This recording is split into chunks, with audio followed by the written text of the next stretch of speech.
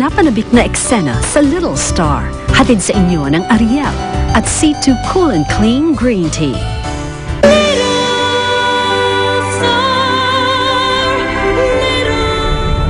George, kailangan ko yung yung contact prints para sa concert. Nagawa nun dito. Bakit?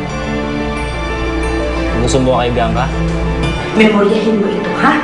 Kailangan may pasabog kasi pilot episode ito. Yung maindig ka, para pag-usapan para maraming manood. At ang script na yan, ang magiging pasabog natin. Miss na miss ko na ang anak ko. Gusto ko na siyang mayakap. Gusto ko na siyang makasama. Kaya ngayon, may ipapakita ko sa inyong litrato. Litrato ito ng babaeng kumuha sa anak ko, si Helen Estrella. Siya si Helen, ang kirida ni Dave.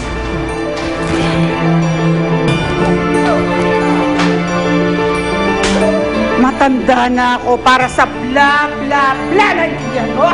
Next time na makita ko pa ang pagmumukha mo, sisiguraduhin ko na hindi ka nasisikatan pa ng araw. Naintindihan mo? Bruha! Ay, gugurahan na po ako.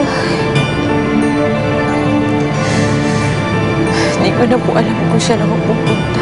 Alam mo, minsan hindi natin namamalaya na meron pala tayong mga nasasaktan. At ito ang humihila sa atin, kaya hindi natin alam kung saan tayo pupunta. Nagawa ko lahat ng yun dahil mahal na mahal na mahal kita. Kaya sorry. Sorry. Saka, may karapatan naman si Bianca ang paalisin ako doon siya. Basta, kung may tutulong ako sa'yo, sabihin mo lang sa akin. Sige.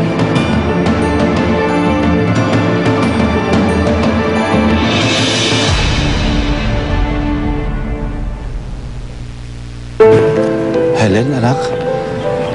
Ikaw ba yan? Tay. Alam kong malaki ang kasalanan ko sa'yo. Patawarin mo sana ako dahil mas pinili ko ang TRB mo kaysa sa'yo.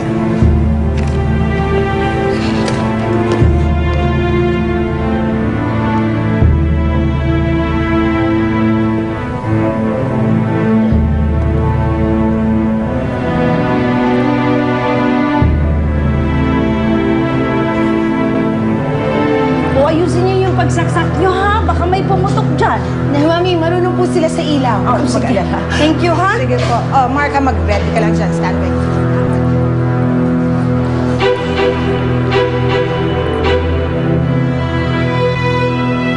Hello? Hello, Lester. Oh, ano na balita? Hanap mo na si Helen at yung bata? Malapit na. Kailan yung malapit na? Bukas, makalawa? Tumatakbo ang oras, ha? Kailangan ko na ng impormasyon tungkol kay Helen ngayon. Naintindihan mo? Kailangan ko ngayon. Malapit na nga, masyado kang atat. Aba, dapat? Pinayaran na kita. Kailangan masulit ko ang bawat sentimo ng bayad ko sa'yo. Ha? Hindi ako papayag na hindi ako nakakuha sa'yo ng impormasyon. Ayusin mo nga ang trabaho mo.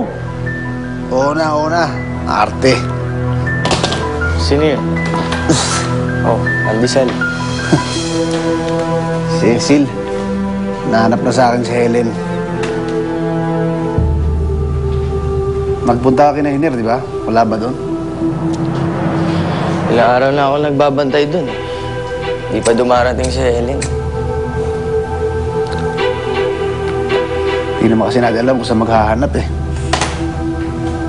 Pero pare, sige, magbantay ka lang doon ha. Nakaramdaman ko. Pupunta't pupunta si Helen doon. Sige. Init lang ang tubig.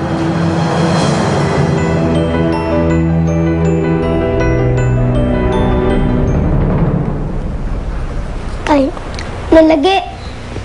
Paano ko po isulat ang mahal kita, tatay? Teka, sandali. Turuan kita.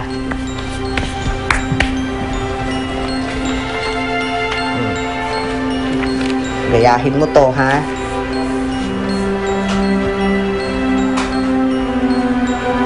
Ayan.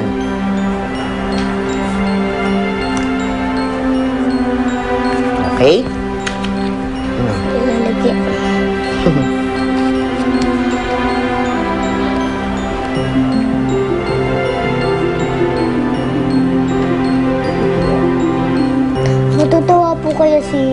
tatay sa regalo ko? Aba, oo naman, syempre. Gawa mo yan eh. Sana po makadalaw po ulit ako sa kanya. Hayaan mo, pag dumating si Tito Borge, ipaabot mo sa kanya. Lola Gi, gusto ko po mag-abot kay tatay. Anak, ipanalangin mo na payagan ka ng bruha. Ano po sabi niyo, Lola Gi? Wala, sabi ko, panalangin mo na payagan ka ni Bianca. Akala ko po kasi sabi niyo, bruhis.